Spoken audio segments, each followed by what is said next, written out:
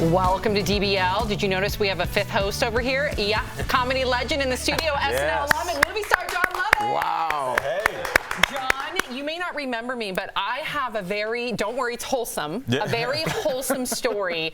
So about 20 years ago, you were shooting a movie on Melrose Avenue. I was working at a closet store. I was watching, I just moved to LA. I was in college. I was like, oh my gosh, that's Jon Lovitz, that's a movie. You came into said closet store. I convinced you to go to lunch with me so I could pick your brain about the industry. We went to Jerry's Famous Deli. I had chocolate banana pancakes. You had a normal meal. Then you said, this is what you need to do. You got to work hard. You got to study. So what did you do? You took me to a bookstore and you told me which books to get on the industry, on acting, and the rest is history. I got to give you a hug. Cool. Oh, you stay right there. I'm giving you a hug because you literally were an early mentor in my career. And I just want to thank you. Do you remember me? Beautiful. You can say no. It's okay. I'm not that. I'm so glad I made an impression. Could we by the end of the show get that clip I of have to think back. your famous acting when you? What I was doing. It was, I'm sure, an Adam I like Sandler helping movie. people though, so. You sure did. I'm glad. Oh, good. Thank you. Yeah. Yeah, Go ahead, Joe. well, I was going to say it really paid off because she has a famous clip where she closes the door with her butt, and it's really. We can show that later. Thanks for the tips. Yeah, acting tips help. Exactly. Be careful about throwing people under buses, Jeff. So, well, John, you're on tour right now. Can you tell us what your show, Comedy Works here in Denver, what's going on there? Well, I have one show tonight, one Friday and two Saturday, and I've been doing stand-up now about 18 years, and it's just been really great. And I like doing it because you get to write and perform your own material, which I got to do on Saturday Night Live, and so it's very satisfying. And the thing about stand-up is it's endless. The stuff you can do and be creative, it's just endless. And I have to keep reminding myself that. Like Dana Carvey, from SNL helped me a lot. He's a great stand-up, and He's such maybe 5 or 7 years ago, I said, I don't know what to do. I'm like, my act, I'm bored with it. He goes, well, you can change it. I went, oh yeah, right. Because you're so used to be giving a script and say this and direct it, and stand up, it's all you. You write it, perform it, direct it, you can change anything. And I forgot about that. It's just 100% freedom. I love that. I love his chopper broccoli. Yeah? Yeah. Chopper broccoli. Okay. Okay, so we just heard that you just saw the re-release of A League of Their Own. Obviously, you play an iconic character. When you watched it, did you feel it held up? Did you feel proud again? Yeah, I felt the same. It was Turner Classic Movies. They had a film festival in Los Angeles, and League of Their Own closed it.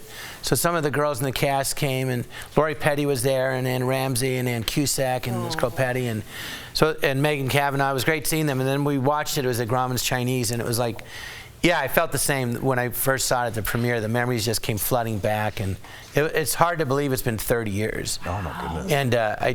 And it's just, but the movie holds up, and it's great, and it's very emotional, And then I felt the same, but proud that I was in a movie that was about a real thing that happened, and that I think that's the only one I've done where it was about something that actually happened in real life, with women having their own league during World War II, and it was. Yeah, it was pretty amazing to see it again. It's so cool. It really is. Okay, we always on the show talk about cancel culture.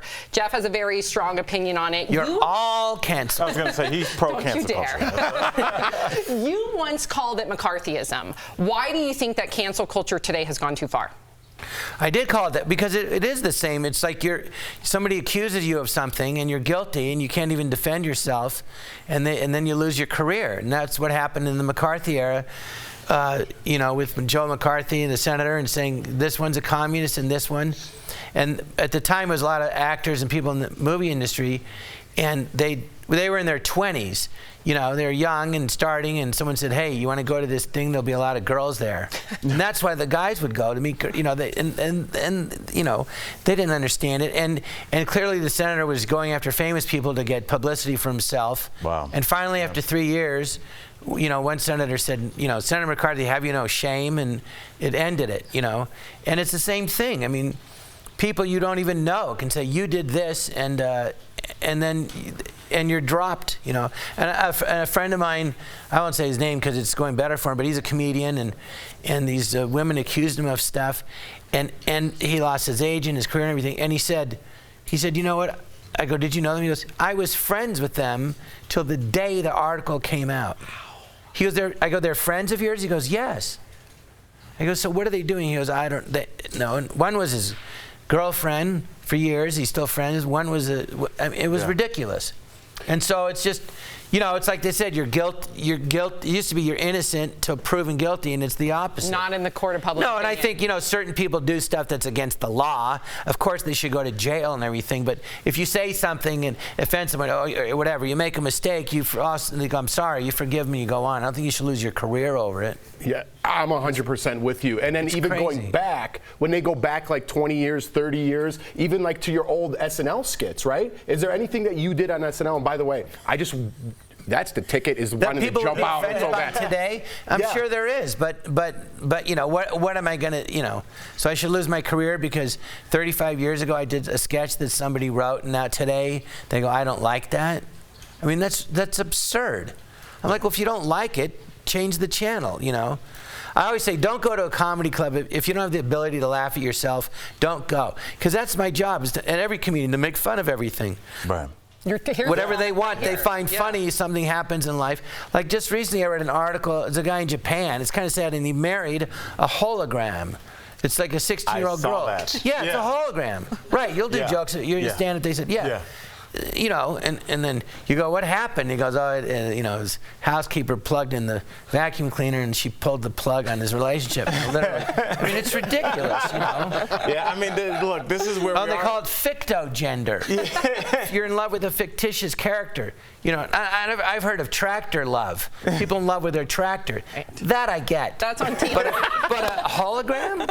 Yeah, I mean, it's so weird. You and I, you were talking about stand-up, and I've just stand-up for years as well. And sometimes when you're improvising right in the moment, especially when you're talking about something very specific or even something very touchy, that moment can be isolated on a cell phone, and you lose context. And I've always said, comedy clubs should really be called context clubs, because if you're in the room, it makes sense. When you read it, you're like, oh my gosh, this person must have been offending people for 50 minutes. But it's not that. Everything needs to be taken in context, and that's why I feel like we're so vulnerable as stand-ups, because we can be taken out of context so easily. So this is kind of weird. Do you think that cancel culture has affected SNL and their writing? It has to have, right? I don't know. I mean, I'm not there now, so but what about your act? Like when Obama became president, and they wouldn't make fun of him at all. Right. Nothing. Now, granted, it was hard to find something to make fun of him because the guy was great looking and smooth and smart and articulate. And you go, he doesn't stumble. You go, what? It's hard to find something, Right. And then I would talk about it with Dana, and then finally. Dana he found an angle which was and it really was making fun of him. Just the way he talks, it's like he gives a history lesson about everything. Yeah. So he kind of takes that and exaggerates it. You know what I mean? Exactly. But they wouldn't. And then, with Biden, I don't know. You watch Joe Biden. I mean, they don't. I don't know. They don't really make fun of. They don't. Him stumbling. And yeah, they don't. They don't. There's a lot of material there, and not. In but you're supposed to satirize. It's whoever's president. It's comedy. You satirize it. Right. Yeah. Whatever's going on in society, that's that show. It's satire. And that's been the deal since the first George Bush. Yeah. So. Exactly. Okay. Not gonna do it. I'm not gonna do it. I'm being told. Great. Thank you, Jeff, for bringing up. Well, I just wanted to show what his very special afternoon. His special afternoon did not reflect this car. It reflected me sitting here 20 years ago. But here's the infamous car video that Jeff wanted to show. John, here's what those books you got her paid off. A sweet ride deserves TLC all the time. What? What are we driving? I hate you. Not waxing, washing, and shining. Hi, I'm Sam Shocker. Okay. There you go, John. Nothing to do with John. That face, John. Were you wearing that when I met you? That's probably why I took you to lunch. I don't doubt it. I'll help you. But you are such a gentleman. I just want to, speaking of cancel culture, people need to know that you are just an absolute, genuine, sincere, wholesome mentor. And I think a lot of people probably wouldn't buy that. I kind of remember. I remember when you said I took you to a bookstore, and back somewhere in my brain I go, do you remember? Kind of. Yeah.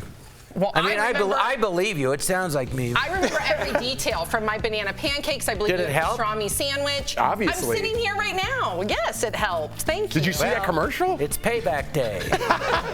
Jon, it's been an absolute pleasure. Thank you so much for joining us. You got to check out Jon's show. He's performing tonight at Comedy Works here in Denver, and he's got shows through Saturday too. So get your tickets at comedyworks.com.